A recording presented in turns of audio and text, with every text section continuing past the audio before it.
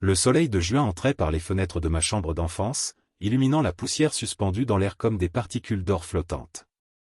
J'étais revenu dans la maison familiale pour préparer mon mariage avec Thomas, l'homme que j'aimais depuis 5 ans, celui qui m'avait redonné foi en l'amour après tant de déceptions. Dans 2 semaines exactement, je porterais sa bague au doigt devant tous nos proches, et cette pensée me remplissait d'une joie presque enfantine. Mais ce matin-là, en ouvrant l'écrin de velours bleu marine posé sur ma commode, mon cœur s'arrêta net.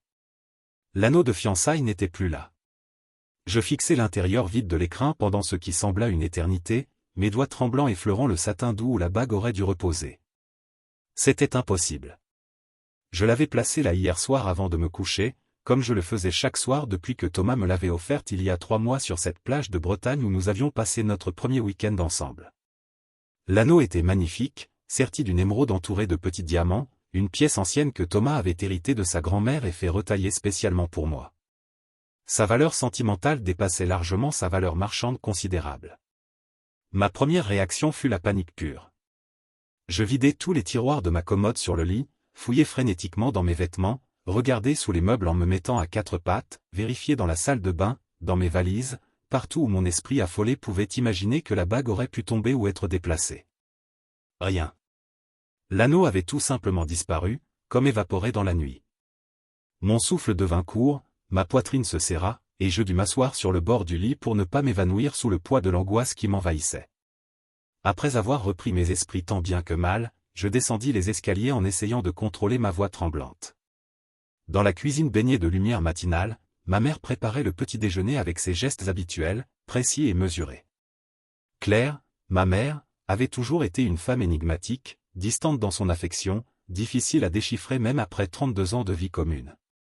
Elle leva les yeux de sa cafetière en me voyant entrer, et quelque chose dans son regard me fit frissonner. Était-ce de la culpabilité? De l'inquiétude? Ou simplement mon imagination qui s'emballait? Maman, commençai-je en m'efforçant de garder un ton neutre, tu n'aurais pas vu mon anneau de fiançailles par hasard? Je l'avais laissé dans ma chambre hier soir et ce matin, il a disparu. Le silence qui suivit ma question dura une fraction de seconde trop longue. Ma mère détourna le regard, se concentrant sur le café qu'elle versait dans 2 tasses en porcelaine blanche. Non, je n'ai rien vu, répondit-elle d'une voix plate, presque trop contrôlée. Tu as bien cherché partout? Tu as peut-être oublié où tu l'as mis. Tu es si distraite ces derniers temps avec tous les préparatifs. Ces mots sonnaient raisonnables, mais quelque chose dans son ton me dérangeait profondément. Je la connaissais trop bien, cette femme qui m'avait élevé seule après le départ brutal de mon père quand j'avais 8 ans. Je savais détecter les mensonges dans les inflexions de sa voix, les non-dits dans ses silences calculés. Et à cet instant précis, chaque fibre de mon être me criait qu'elle me cachait quelque chose d'important. J'ai cherché partout, maman. Absolument partout. L'anneau était dans son écrin hier soir, j'en suis certaine. Quelqu'un a dû entrer dans ma chambre pendant la nuit. Ma voix montait malgré moi, la tension accumulée cherchant une sortie. Tu es la seule autre personne dans cette maison. Tu n'as vraiment rien vu? Rien entendu. Ma mère posa sa tasse avec un claquement sec qui résonna dans la cuisine silencieuse. Ses lèvres se pincèrent en une ligne fine que je ne connaissais que trop bien, celle qui apparaissait quand elle était contrariée ou acculée. Camille, je te dis que je n'ai rien vu. Pourquoi m'accuses-tu? Tu crois vraiment que je volerais la bague de ma propre fille? Sa voix tremblait maintenant, oscillant entre l'indignation et quelque chose d'autre que je n'arrivais pas à identifier. Je ne répondis pas immédiatement, laissant le silence lourd s'installer entre nous comme un mur invisible mais presque tangible. La vérité, c'est que je ne savais plus quoi penser. Ma relation avec ma mère avait toujours été complexe, tissée de non-dits, de tensions souterraines et de moments d'affection fugaces qui ne duraient jamais assez longtemps.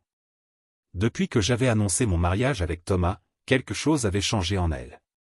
Elle était devenue encore plus distante, presque hostile parfois, comme si mon bonheur la dérangeait profondément.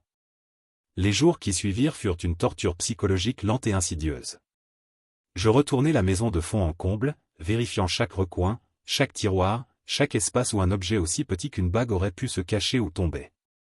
Je fouillai même le jardin, pensant peut-être l'avoir perdu lors de ma promenade la veille. Rien. L'anneau s'était volatilisé comme s'il n'avait jamais existé, laissant derrière lui un vide béant et des questions qui rongeaient mon esprit jour et nuit. Ma mère continua sa routine quotidienne comme si de rien n'était, mais je remarquais de petits détails troublants qui alimentaient mes soupçons grandissants. Elle évitait soigneusement mon regard, trouvait des excuses pour quitter une pièce quand j'y entrais, et semblait nerveuse, sursautant au moindre bruit. Un soir, je la surpris au téléphone dans le jardin, parlant à voix basse, s'interrompant brusquement quand elle me vit approcher. « C'était qui » demandai-je avec une fausse décontraction. « Personne d'important » répondit-elle vaguement. « Juste une amie. » Je décidai de parler à Thomas, bien que l'idée de lui avouer la disparition de la bague me terrifiait. Il méritait de savoir, et peut-être aurait-il une perspective différente, une explication logique qui m'échappait dans mon état de stress constant. Nous nous retrouvâmes dans un café du centre-ville, loin de la maison et des oreilles indiscrètes. Quand je lui racontai toute l'histoire, en omettant volontairement mes soupçons envers ma mère pour ne pas paraître déloyal, son visage se décomposa. « La bague de ma grand-mère a disparu, répéta-t-il, incrédule, ses yeux noisaient habituellement si doux maintenant remplis d'une tristesse profonde. Camille, cette bague avait une valeur inestimable pour ma famille. Ce n'est pas juste une question d'argent, tu comprends?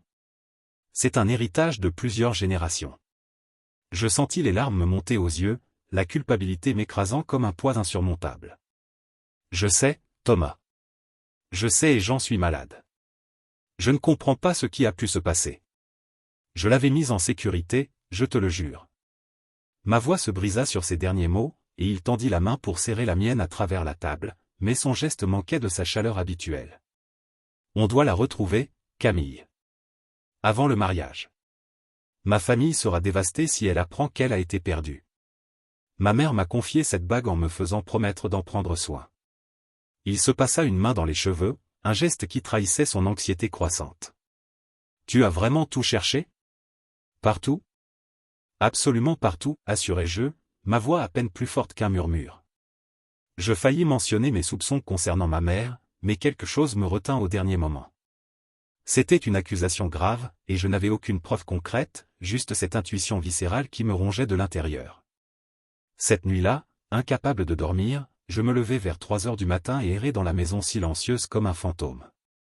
En passant devant la chambre de ma mère, je remarquai une fine ligne de lumière sous sa porte. Elle aussi était éveillée. Pendant un instant, je contemplais l'idée de frapper, d'avoir une vraie conversation, de lui demander directement si elle savait quelque chose. Mais la peur me paralysa. Peur de sa réaction, peur de confirmer mes soupçons, peur de détruire définitivement notre relation déjà fragile. Au lieu de cela, je descendis dans le salon et m'assis dans le fauteuil près de la fenêtre, regardant la lune presque pleine éclairer le jardin d'une lumière argentée. Des souvenirs remontèrent à la surface, des fragments de mon enfance que j'avais enfouis profondément. Je me souvins de cette fois où, à 12 ans, ma nouvelle montre avait disparu, celle que mon père m'avait envoyée pour mon anniversaire depuis je ne savais où. Ma mère avait juré ne rien savoir, mais quelques semaines plus tard, j'avais trouvé la montre dans son tiroir à bijoux, dissimulée sous un foulard. Quand je l'avais confrontée, elle avait prétendu l'avoir trouvée et avoir oublié de me le dire.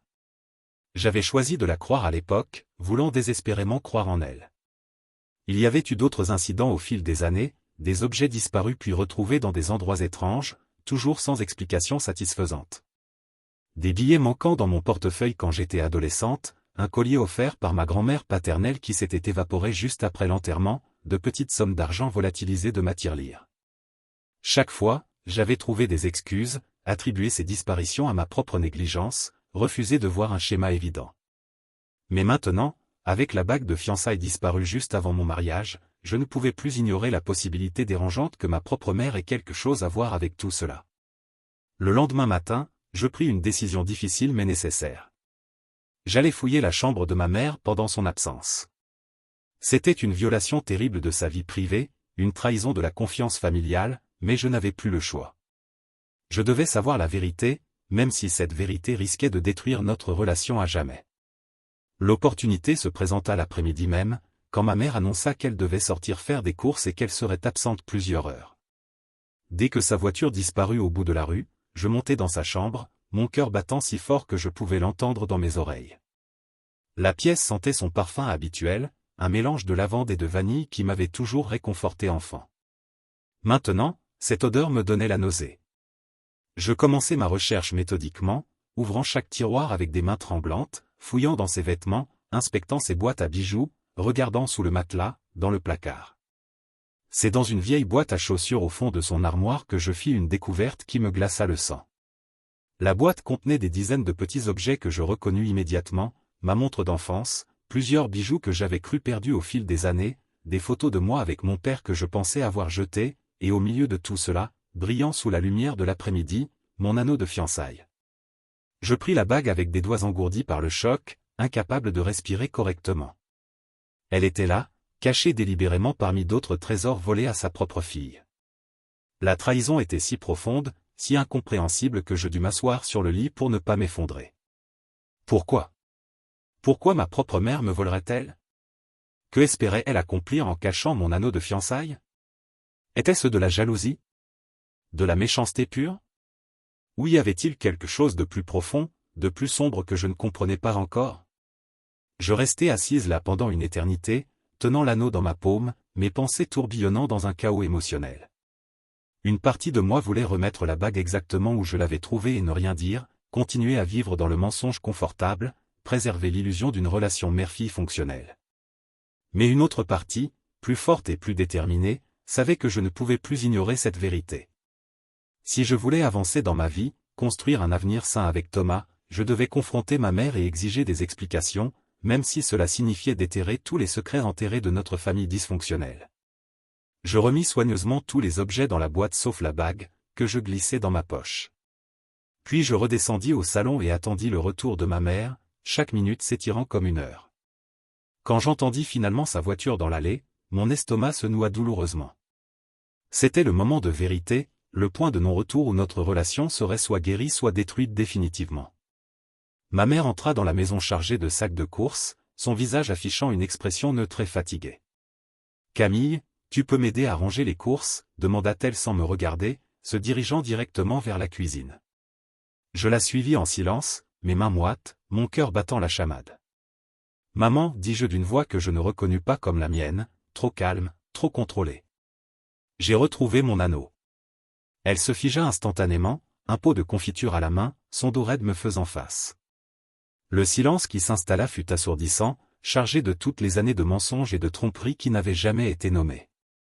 Lentement, très lentement, elle se retourna pour me faire face, et je vis dans ses yeux quelque chose qui ressemblait à de la résignation, comme si elle avait toujours su que ce moment arriverait un jour. « Où ?» demanda-t-elle simplement, sans même essayer de nier ou de feindre la surprise. « Dans ta chambre. Dans une boîte remplie d'autres choses que tu m'as volées au fil des années. » Ma voix tremblait maintenant, la colère et la douleur se mêlant en un cocktail toxique. « Pourquoi, maman? Pourquoi tu me fais ça? Qu'est-ce que je t'ai fait pour mériter ça ?» Ma mère posa lentement le pot de confiture sur le comptoir, ses mains tremblant visiblement. Pendant un long moment, elle ne dit rien, son regard fixant un point invisible sur le mur derrière moi. Quand elle parla finalement, sa voix était à peine audible, chargée d'une tristesse si profonde qu'elle semblait remonter de l'abîme le plus sombre de son âme. « Tu ne peux pas comprendre, Camille. Tu ne peux pas comprendre ce que c'est de te voir partir, de te voir construire une vie loin de moi, avec quelqu'un d'autre. Chaque fois que tu touches cette bague, tu penses à lui, à votre futur ensemble. Et moi? Qu'est-ce que je deviens dans tout ça? » Je la regardais, stupéfaite par la logique tordue de sa justification. « Donc tu me voles mes affaires parce que tu as peur de me perdre? C'est ça ta logique malade? Tu ne vois pas que c'est exactement ce genre de comportement qui me pousse à m'éloigner de toi? Tu ne comprends pas. » Sa voix monta soudainement, ses yeux brillants de larmes non versées. « Tu ne comprends rien. Depuis que ton père nous a abandonnés, tu es tout ce qui me reste. Ma seule raison de vivre. Et maintenant tu vas me quitter toi aussi pour cet homme que tu connais à peine. Comment suis-je censé accepter ça? 5 ans, maman. Je connais Thomas depuis 5 ans. Et même si c'était 5 jours, ce serait ma vie, mon choix. Tu ne peux pas me voler mes affaires pour me garder près de toi. C'est de la manipulation toxique, c'est malade. » Je sentis les larmes couler sur mes joues, toute la frustration accumulée pendant des années s'échappant finalement. Ma mère s'effondra sur une chaise de cuisine, son visage dans ses mains, ses épaules secouées de sanglots silencieux. « Je sais que c'est mal. Je le sais. Mais je ne peux pas m'en empêcher. Chaque fois que je vois quelque chose de précieux pour toi, quelque chose qui te lie à quelqu'un d'autre, je ne peux pas supporter l'idée de te perdre. Alors je le cache, je le garde, comme si en gardant ces objets, je pouvais te garder toi aussi. Je m'assis lourdement sur une autre chaise, épuisé émotionnellement par cette révélation. Une partie de moi ressentait de la pitié pour cette femme brisée devant moi, cette mère qui avait sacrifié tant de choses pour m'élever seule mais qui, dans le processus, était devenue quelqu'un de profondément dysfonctionnel. Mais une autre partie de moi, plus forte, savait que je ne pouvais plus accepter ce comportement, peu importe les raisons qui le motivaient. Maman, tu as besoin d'aide. Une aide professionnelle. Ce que tu fais n'est pas normal, ce n'est pas de l'amour maternel. C'est une obsession malsaine qui nous détruit toutes les deux. Je pris une profonde inspiration, me préparant à dire ce qui devait être dit. Et il y a autre chose dont nous devons parler. Quelque chose que je garde secret depuis trop longtemps. Elle leva les yeux vers moi, son visage ravagé par les larmes, une expression de peur pure s'installant sur ses traits. Quoi? De quoi tu parles? C'était le moment. Le moment de révéler la vérité que j'avais gardée pendant plus de 20 ans, la vérité qui expliquait tant de choses sur notre famille brisée, sur la vraie raison du départ de mon père, sur les mensonges qui avaient construit les fondations pourries de notre relation. Je sentis le poids de ce secret se desserrer enfin dans ma poitrine, me préparant à libérer des paroles qui changeraient tout à jamais. Chapitre 2, les secrets enfouis. Le silence dans la cuisine était si épais qu'on aurait pu le couper au couteau. Ma mère me fixait intensément, ses yeux rougis encore humides de larmes, attendant avec une appréhension visible que je révèle ce secret mystérieux que j'avais mentionné. Je sentais mon cœur battre violemment dans ma poitrine, comme s'il cherchait à s'échapper de la cage thoracique qui le contenait. Cette vérité que j'avais portée seule pendant tant d'années pesait lourdement sur mes épaules, et maintenant que le moment était venu de la partager, je me demandais si j'avais vraiment le courage de tout détruire. Tu te souviens de l'été où j'avais 8 ans, commençai-je d'une voix tremblante, mes mains agrippant le bord de la table de cuisine comme si c'était une bouée de sauvetage. L'été où papa est parti en disant qu'il ne pouvait plus supporter cette vie, qu'il avait besoin de liberté, qu'il nous aimait mais qu'il devait partir pour sauver sa santé mentale. Ma mère hocha la tête lentement, son visage se fermant déjà, se préparant instinctivement à ce qui allait suivre. Bien sûr que je m'en souviens. Comment pourrais-je oublier le jour où cet homme m'a abandonné avec une enfant de 8 ans, sans un sou, sans explication réelle? Il a détruit notre famille, Camille. Il nous a brisés toutes les deux. Non, maman, répondis-je fermement, ma voix gagnant en assurance malgré ma nervosité. Ce n'est pas toute l'histoire. Ce n'est pas la vérité. Papa ne nous a pas abandonnés sans raison. Il y avait une explication, une très bonne explication même, et je la connais parce que je l'ai entendue de mes propres oreilles cette nuit-là. Le visage de ma mère pâlit visiblement, toute couleur se retirant de ses joues comme si son sang s'était soudainement glacé. De quoi tu parles? Quelle nuit? Qu'est-ce que tu as entendu? Sa voix montait maintenant, prenant une tonalité presque hystérique qui me confirma que mes soupçons étaient fondés. Je fermai les yeux un instant, rassemblant mon courage, puis commençai à raconter l'histoire que j'avais gardée enfouie pendant plus de 2 décennies, l'histoire qui avait façonné toute ma vie sans que je le comprenne vraiment jusqu'à maintenant. C'était la nuit du 15 juillet. Je me souviens de la date exacte parce que c'était la veille de mon anniversaire, et j'étais tellement excité que je n'arrivais pas à dormir. Je suis descendu vers minuit pour boire de l'eau, et c'est là que je vous ai entendu vous disputer dans votre chambre. La porte n'était pas complètement fermée, et vos voix portaient dans le couloir. Ma mère s'était levée de sa chaise, reculant instinctivement vers le mur comme si elle cherchait à s'éloigner physiquement de mes paroles. Camille, arrête. Tu ne sais pas de quoi tu parles. Tu étais une enfant, tu as mal interprété ce que tu as entendu. Je n'ai rien mal interprété, maman. J'ai entendu papa te supplier de lui dire la vérité. J'ai entendu ta voix, froide et calculatrice, lui disant qu'il ne saurait jamais avec certitude. J'ai entendu quand il a crié « Est-ce que Camille est vraiment ma fille ?» Les mots sortirent de ma bouche comme un poison libéré, empoisonnant l'air entre nous. Ma mère porta une main à sa bouche, un sanglot étouffé s'échappant de sa gorge. Ses jambes semblèrent céder sous elle, et elle dut s'appuyer contre le mur pour ne pas s'effondrer complètement. Le silence qui suivit ma révélation était chargé de toutes les années de mensonges, de non-dits, de vérités enterrées qui remontaient maintenant à la surface comme des cadavres refusant de rester submergés. Tu as entendu ça, murmura-t-elle finalement, son visage figé dans une expression d'horreur et de honte. Pendant toutes ces années, tu savais? Oui, maman. J'ai tout entendu. J'ai entendu quand tu as admis avoir eu une liaison avec un autre homme juste avant de découvrir que tu étais enceinte de moi.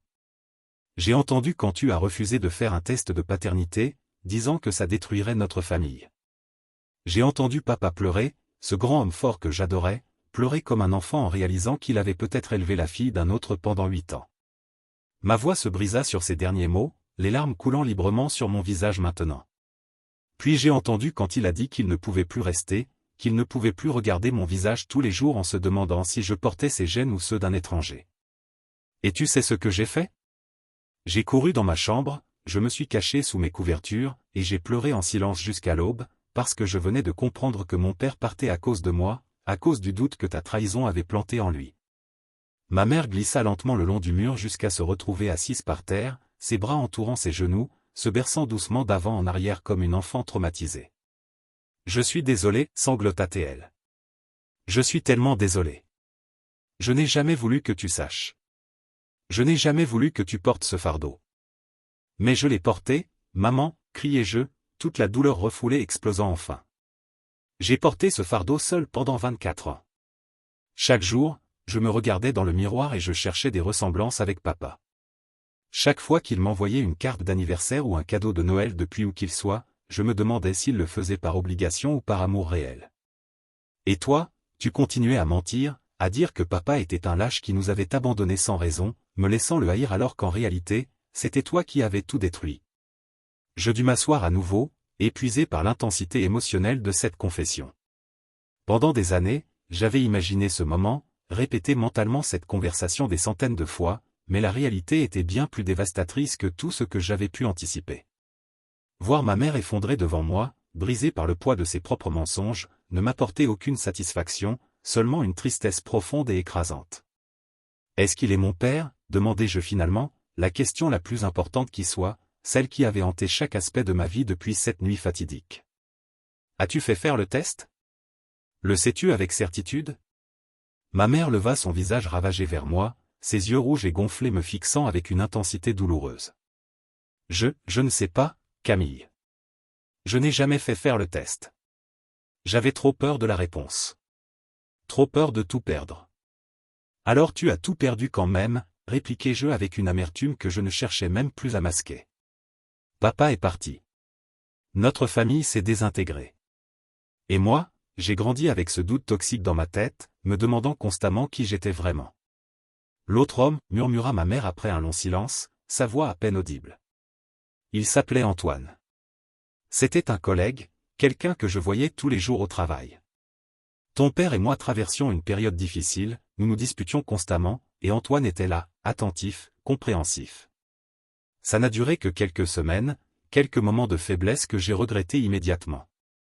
Et quand tu as découvert que tu étais enceinte, demandai-je, ayant besoin de connaître chaque détail, chaque pièce du puzzle qui composait mon existence. Je ne savais pas. Les dates étaient trop proches. J'ai rompu avec Antoine immédiatement, je me suis réconcilié avec ton père, et quand j'ai découvert ma grossesse, j'ai choisi de croire que tu étais de lui. J'avais besoin d'y croire.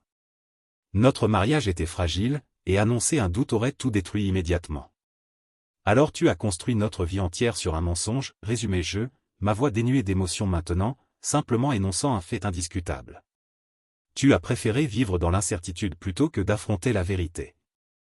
Et quand papa a finalement découvert ton infidélité, quand il a exigé des réponses, tu as continué à mentir, à manipuler, à détruire. Ma mère secoua la tête frénétiquement, ses cheveux gris collés à son visage humide de larmes. Je voulais protéger notre famille. Je voulais te protéger, toi. Si j'avais fait le test et qu'il s'était avéré que tu n'étais pas la fille de ton père, qu'est-ce qui se serait passé? Il serait parti quand même, mais toi, tu aurais grandi en sachant que ton père biologique t'avait rejeté avant même ta naissance. Comment aurais-je pu te faire subir ça? Au lieu de ça, j'ai grandi en pensant que les deux hommes qui auraient pu être mon père m'avaient abandonné, rétorquai-je sèchement. Papa est parti en emportant ses doutes, et Antoine, qu'est-il devenu? Sait-il seulement qu'il pourrait avoir une fille? Le silence de ma mère fut éloquent. Elle détourna le regard, incapable de soutenir mes yeux accusateurs.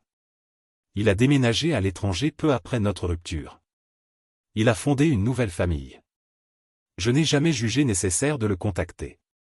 Bien sûr que non, murmurai-je amèrement. Parce que ça aurait signifié affronter la vérité, et tu as toujours été doué pour fuir la vérité, n'est-ce pas? C'est pour ça que tu me voles mes affaires, que tu essaies de me garder près de toi par tous les moyens possibles. Tu as tellement peur de perdre ce que tu as construit sur des mensonges que tu es prête à détruire ce qui reste de notre relation. Je me levai, marchant vers la fenêtre de la cuisine, regardant le jardin où j'avais joué enfant, où j'avais imaginé un avenir parfait avec une famille unie et aimante. Tout cela n'avait été qu'une illusion, une façade soigneusement maintenue pour cacher la pourriture qui rongeait les fondations de notre famille. J'ai contacté papa il y a 2 mois, dis-je doucement, sans me retourner. Après toutes ces années de silence presque total, je lui ai écrit une longue lettre expliquant que je voulais comprendre pourquoi il était parti, que j'avais besoin de réponses. Il m'a appelé immédiatement, et nous avons parlé pendant des heures. J'entendis ma mère hoquer de surprise derrière moi. Tu as parlé à ton père? Pourquoi tu ne m'as rien dit? Parce que je savais que tu essaierais de m'en empêcher, de manipuler la situation comme tu manipules tout le reste, répondis-je en me retournant pour lui faire face. Il vit en Espagne maintenant, tu sais. Il s'est remarié avec une femme merveilleuse nommée Elena. Il a trouvé une forme de paix, même s'il porte toujours le poids du doute sur ma paternité. Qu'est-ce qu'il t'a dit? Demanda ma mère d'une voix tremblante, visiblement terrifiée de ma réponse. Il m'a dit qu'il m'aimait, qu'il m'a toujours aimé, peu importe qui soit mon père biologique. Il m'a dit que son plus grand regret était de m'avoir laissé avec toi, de ne pas avoir eu le courage de me prendre avec lui ou au moins de rester plus présent dans ma vie. Il m'a expliqué qu'il ne pouvait pas supporter de vivre avec toi, de voir ton visage tous les jours en se rappelant ta trahison, mais qu'il aurait dû trouver un moyen de maintenir une vraie relation avec moi.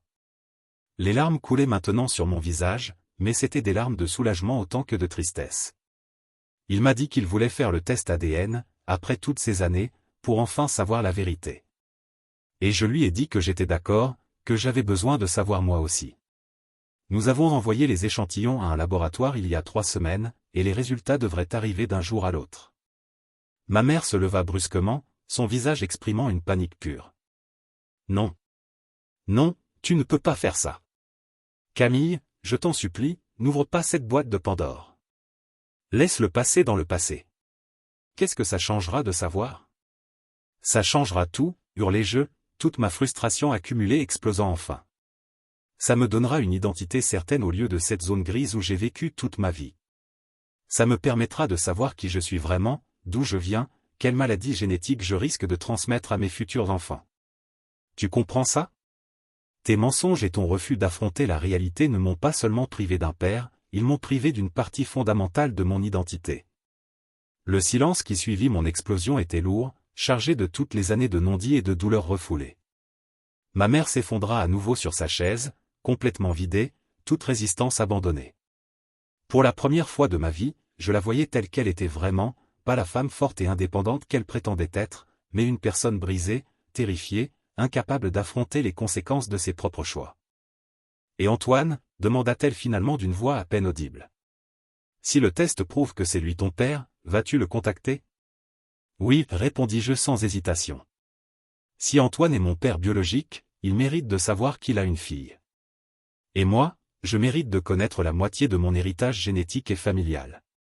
C'est ton mensonge qui a privé 2 hommes et une enfant de relations potentiellement significatives, et il est temps de réparer ce qui peut l'être. Il ne voudra pas de toi, dit ma mère avec une cruauté soudaine née du désespoir. Tu as 32 ans, Camille. Tu es une adulte étrangère. Pourquoi voudrait-il chambouler sa vie pour une fille qu'il n'a jamais connue? Peut-être qu'il ne voudra pas, admis-je calmement, refusant de me laisser blesser par ces mots empoisonnés. Peut-être qu'il me rejettera, ou que la nouvelle sera trop difficile à gérer pour lui. Mais au moins, j'aurais essayé. Au moins, j'aurais fait ce qui était juste au lieu de fuir la vérité comme tu l'as fait pendant toutes ces années. Je sortis mon téléphone de ma poche, ouvrant l'application de messagerie électronique. Les résultats sont arrivés ce matin. Je ne les ai pas encore ouverts parce que je voulais d'abord avoir cette conversation avec toi. Je voulais que tu saches que je connaissais la vérité sur ton infidélité, sur les raisons du départ de papa, sur tous les mensonges que tu as construits autour de ma naissance. Ma mère leva des yeux terrifiés vers moi, réalisant que le moment de vérité était enfin arrivé après 24 ans d'attente. Tu vas ouvrir les résultats maintenant? Ici? Oui, répondis-je fermement. Il est temps que nous sachions toutes les deux la vérité. Plus de mensonges, plus de zones grises, plus d'incertitudes. Juste la vérité pure et dure, quelle qu'elle soit. Mes doigts tremblaient légèrement alors que je cliquais sur le message du laboratoire. Le document PDF mit quelques secondes à se charger, secondes qui semblèrent durer une éternité. Ma mère se leva de sa chaise et s'approcha lentement, comme attirée malgré elle vers cette révélation qu'elle avait évitée pendant si longtemps. Le document s'ouvrit enfin, affichant les résultats cliniques et froids du test ADN. Je parcourus rapidement les paragraphes d'explications scientifiques jusqu'à atteindre la conclusion finale, ces quelques lignes qui allaient définir mon identité de manière définitive. Probabilité de paternité, 99,99%. Jean-Marc Beaumont est le père biologique de Camille-Marie Beaumont avec une certitude quasi absolue. Le silence qui suivit cette lecture était différent de tous les silences précédents. Ce n'était pas un silence de tension ou de conflit, mais un silence de résolution, de conclusion, de fin d'un chapitre douloureux. Je levai les yeux du téléphone pour regarder ma mère, dont le visage affichait une expression complexe mélangeant soulagement, tristesse et peut-être regret. « Papa et mon père », dis-je doucement, laissant ces mots simples résonner dans l'espace entre nous. Après toutes ces années de doute, après tout ce que notre famille a enduré, il s'avère que papa était bien mon père biologique depuis le début. Ma mère s'effondra contre le comptoir de la cuisine, ses jambes refusant apparemment de la porter plus longtemps. « Oh mon Dieu » murmura-t-elle. « Oh mon Dieu, qu'est-ce que j'ai fait? J'ai détruit notre famille pour rien. Ton père m'a quitté, toi et lui avez été séparés pendant toutes ces années, tout ça à cause de mon infidélité et de mon refus de faire ce test simple qui aurait tout résolu. » Oui, confirmai-je simplement, sans colère maintenant, juste une profonde tristesse. Tu as détruit notre famille à cause de ta lâcheté. Et tu as continué à faire des dégâts en me volant mes affaires, en essayant de contrôler ma vie, en refusant d'accepter que je puisse être heureuse avec quelqu'un d'autre que toi. Je m'assis à la table de cuisine, épuisé émotionnellement par cette journée qui semblait avoir duré des années. J'ai envoyé une copie des résultats à papa ce matin, avant notre conversation. Il m'a répondu immédiatement en disant qu'il pleurait de joie et de soulagement. Il veut venir au mariage, maman. Il veut me donner en mariage à Thomas, reprendre le rôle de père qu'il n'aurait jamais dû abandonner. Et moi, demanda ma mère d'une voix brisée. Qu'est-ce qui va m'arriver maintenant? Tu vas me bannir de ta vie, me punir pour mes erreurs. Je réfléchis longuement avant de répondre, pesant chaque mot avec soin. Je ne vais pas te bannir de ma vie, maman. Malgré tout, tu es ma mère et tu m'as élevé du mieux que tu pouvais. Mais notre relation doit changer radicalement. Tu dois accepter de suivre une thérapie pour traiter tes problèmes d'attachement et ton comportement manipulateur. Tu dois me rendre absolument tout ce que tu m'as volé au fil des années, et promettre de ne plus jamais recommencer. Et surtout, continuai-je d'une voix ferme, tu dois accepter que j'ai ma propre vie maintenant, avec Thomas, et éventuellement des enfants à nous. Tu peux faire partie de cette vie si tu changes, si tu deviens la mère saine et aimante que j'aurais toujours dû avoir. Mais si tu continues avec ton comportement toxique, je n'hésiterai pas à te couper de ma vie complètement. J'en ai fini de sacrifier mon bonheur pour protéger tes sentiments. Ma mère hocha lentement la tête, des larmes coulant silencieusement sur ses joues. Je vais essayer, Camille. Je te promets que je vais essayer. Je ne veux pas te perdre. Tu es tout ce qui me reste. Non, maman, la corrigeai-je doucement mais fermement. C'est exactement cette mentalité qui doit changer. Je ne suis pas tout ce qui te reste. Tu es une personne à part entière, avec ta propre vie, ta propre valeur. Tu dois apprendre à exister sans moi, à trouver ton bonheur en dehors de ton rôle de mère. C'est la seule façon pour notre relation de devenir saine. Le reste de l'après-midi passa dans une sorte de brume émotionnelle. Nous parlâmes pendant des heures, vidant des décennies de non-dits, de ressentiments et de blessures accumulées. Ma mère admit des choses qu'elle n'avait jamais dites auparavant, sa solitude après le départ de mon père, sa peur constante de me perdre aussi, sa jalousie quand je formais des attachements avec d'autres personnes. Ce n'étaient pas des excuses pour son comportement, mais au moins c'était un début d'explication. Quand le soir tomba, nous étions toutes les deux épuisées mais d'une certaine façon soulagées. Le pire était dit, les secrets les plus sombres révélés, et bien que notre relation soit profondément endommagée, il y avait peut-être une possibilité de guérison si ma mère tenait ses promesses. Avant d'aller me coucher, j'appelai Thomas pour lui raconter tout ce qui s'était passé. Il écouta en silence, m'offrant son soutien inconditionnel comme il l'avait toujours fait. Je suis fier de toi, Camille, dit-il finalement. Je sais combien c'était difficile d'affronter tout ça. Et je suis soulagé que tu aies retrouvé la bague. La bague, répétait-je avec un petit rire amer. Tout a commencé avec cette bague disparue, et maintenant elle semble presque insignifiante comparée à tout ce qui a été révélé aujourd'hui. Peut-être que c'était nécessaire, suggéra Thomas pensivement. Peut-être que tu avais besoin de ce catalyseur pour finalement confronter ta mère et exiger la vérité. Parfois, les choses se produisent pour une raison, même si cette raison n'est pas immédiatement évidente. Cette nuit-là, allongé dans mon lit d'enfance, l'anneau de fiançailles en sécurité sur mon doigt, je réfléchis à tout ce qui s'était passé. Une partie de moi ressentait encore de la colère et de la trahison envers ma mère, mais une autre partie commençait à comprendre sa fragilité, ses peurs, ses blessures non guéries qui l'avaient transformée en la personne dysfonctionnelle qu'elle était devenue. Demain serait un nouveau jour, le premier jour d'une nouvelle phase dans notre relation. Ma mère commencerait sa thérapie, mon père reviendrait dans ma vie de manière significative, et je me marierais avec l'homme que j'aimais, entouré enfin de vérité plutôt que de mensonges. Le chemin vers la guérison serait long et difficile, mais au moins nous avancerions dans la bonne direction, vers la lumière plutôt que de continuer à nous enfoncer dans l'obscurité du secret et du déni. Les semaines qui suivirent cette révélation dévastatrice furent parmi les plus difficiles et les plus transformatrices de ma vie. Ma mère tint parole et commença une thérapie intensive avec une psychologue spécialisée dans les troubles de l'attachement et les comportements compulsifs. Les premières séances furent apparemment brutales, forçant ma mère à confronter non seulement ses actions récentes mais aussi les traumatismes de son propre passé qui l'avaient façonné. J'appris des choses sur ma mère que je n'avais jamais su auparavant. Sa propre enfance avait été marquée par l'abandon, sa mère était décédée quand elle avait 6 ans, et son père s'était remarié rapidement avec une femme qui ne voulait pas d'elle. Elle avait grandi se sentant constamment de trop, jamais vraiment aimée ou désirée, développant une peur pathologique d'être abandonnée qui avait coloré toutes ses relations futures.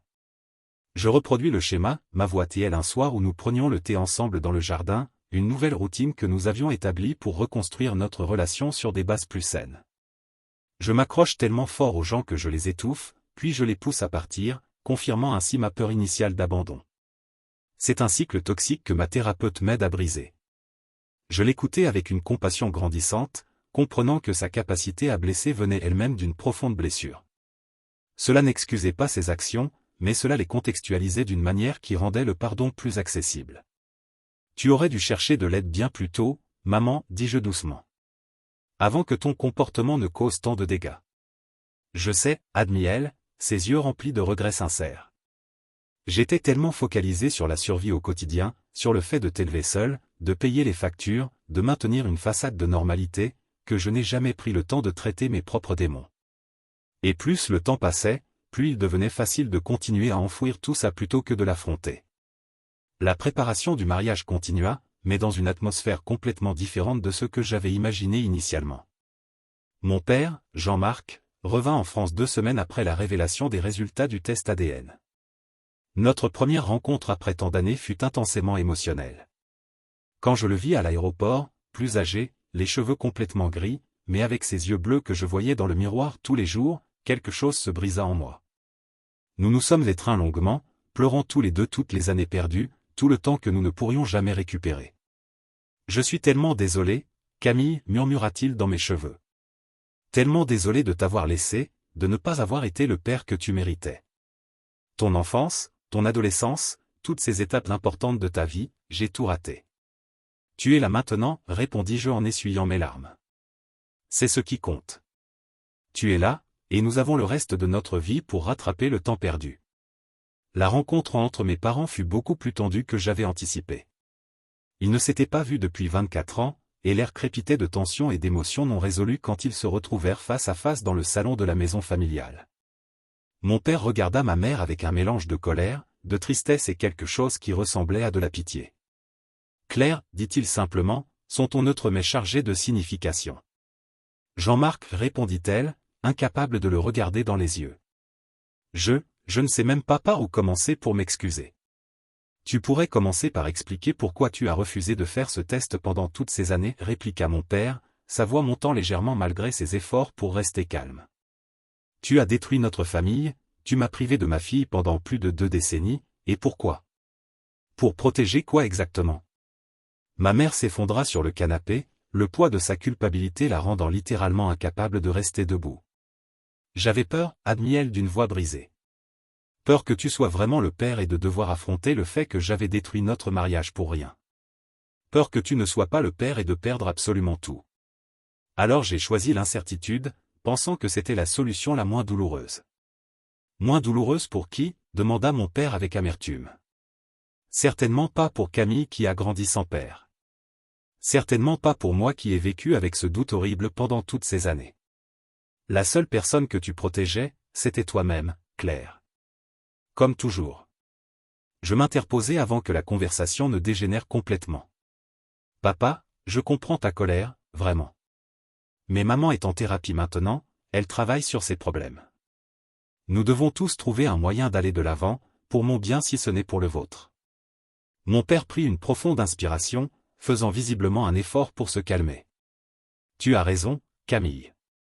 Je ne suis pas revenu pour me disputer avec ta mère. Je suis revenu pour toi, pour être présent à ton mariage, pour commencer à reconstruire notre relation père-fille.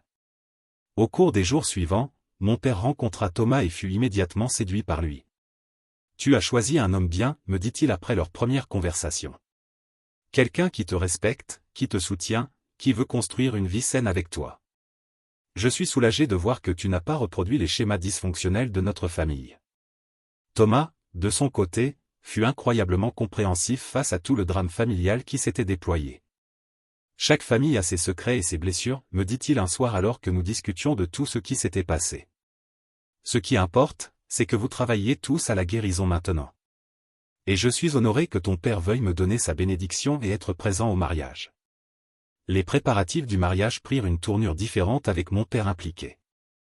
Il insista pour payer certaines dépenses, voulant contribuer même s'il avait été absent pendant tant d'années. Ma mère, toujours en thérapie, fit des efforts visibles pour ne pas être envahissante ou contrôlante, bien que je pouvais voir combien c'était difficile pour elle de lâcher prise. Un après-midi, environ une semaine avant le mariage, ma mère me demanda si nous pouvions parler en privé. Nous nous installâmes dans le jardin, sous le grand chêne où j'avais joué enfant, et elle sortit une petite boîte de sa poche. « J'ai quelque chose pour toi, dit-elle en me tendant la boîte. C'était à ma mère, ta grand-mère que tu n'as jamais connue. Je voulais te le donner depuis longtemps, mais, je suppose que je le gardais égoïstement pour moi, comme je gardais tout ce qui avait de la valeur sentimentale. » J'ouvris la boîte pour découvrir un magnifique collier ancien, avec un pendentif en forme de cœur serti de petites pierres bleues. Maman, c'est magnifique. Ma mère le portait le jour de son mariage, expliqua-t-elle, ses yeux brillants de larmes non versées. Elle me l'a donné juste avant de mourir, en me faisant promettre de le transmettre à ma fille un jour. Je veux que tu le portes à ton mariage, Camille. Comme un symbole de continuité, de liens familiaux qui perdurent malgré toutes nos brisures. Je fus profondément touchée par ce geste, comprenant combien il était significatif venant de quelqu'un qui avait tant de mal à lâcher prise sur les objets de valeur sentimentale. Merci, maman. Je le porterai avec fierté. Ma mère prit ma main dans la sienne, un geste d'affection rare qu'elle n'avait jamais été très douée pour exprimer.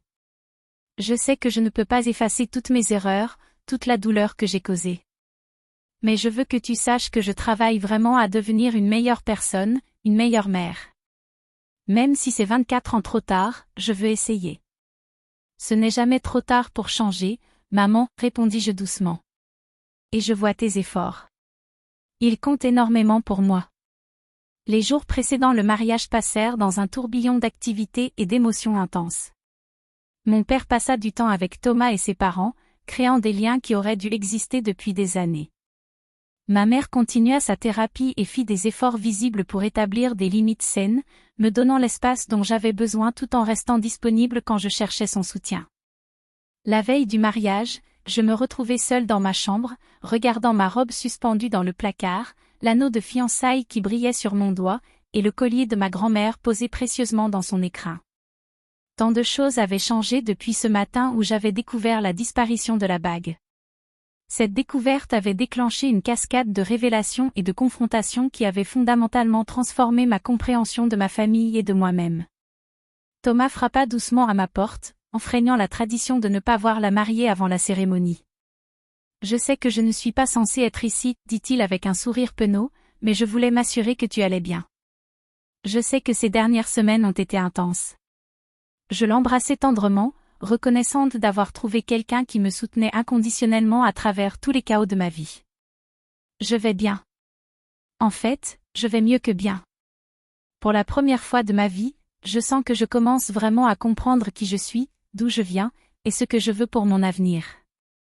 Et qu'est-ce que tu veux ? Demanda-t-il doucement, me prenant dans ses bras. Je veux construire quelque chose de nouveau avec toi, répondis-je avec conviction. Une famille basée sur l'honnêteté, la communication ouverte, l'amour inconditionnel. Je veux briser les cycles dysfonctionnels de ma famille et créer quelque chose de sain, de beau, de durable. Le jour du mariage arriva enfin, baigné d'un soleil doré de juin qui semblait bénir cette nouvelle union. Je me préparais entouré de mes amis proches, portant la robe de mes rêves, l'anneau de fiançailles de Thomas, et le collier de ma grand-mère. Ma mère m'aida avec ma coiffure, ses mains tremblantes m'étendre, et pour la première fois depuis longtemps, je sentis une vraie connexion avec elle. « Tu es magnifique » murmura-t-elle, les larmes coulant librement sur ses joues. « Ta grand-mère aurait été si fière de te voir aujourd'hui. »« Merci, maman. Pour tout. Pour m'avoir élevée, pour être ici aujourd'hui, pour faire l'effort de changer. Je sais que ce n'est pas facile. » Mon père m'attendait au bas des escaliers dans son costume impeccable, et quand il me vit descendre, son visage s'illumina d'une joie pure. « Ma fille, dit-il simplement, sa voix chargée d'émotion. Ma magnifique fille. » La cérémonie se déroula dans une petite chapelle champêtre, entourée de champs de lavande en fleurs. Alors que je marchais dans l'allée au bras de mon père, je vis Thomas m'attendre à l'autel, ses yeux brillants d'amour et d'anticipation. Je vis ma mère assise au premier rang, souriant à travers ses larmes, faisant un effort visible pour être heureuse pour moi plutôt que de s'accrocher égoïstement. Je vis Elena, la femme de mon père, qui était venue le soutenir et qui m'avait accueilli avec une chaleur inattendue. Les vœux que Thomas et moi échangeâmes furent sincères et profondément personnels. Je promis de toujours communiquer honnêtement, de ne jamais laisser les secrets empoisonner notre relation comme ils avaient empoisonné ma famille d'origine. Il promit de me soutenir à travers toutes les complexités familiales, de créer avec moi un foyer basé sur la confiance et le respect mutuel. Quand nous nous embrassâmes en tant que mari et femme, je sentis quelque chose se libérer en moi, comme si toutes les années de tension, de secrets et de douleurs s'évaporaient enfin. C'était un nouveau départ, non seulement pour Thomas et moi, mais pour toute ma famille qui apprenait lentement à guérir.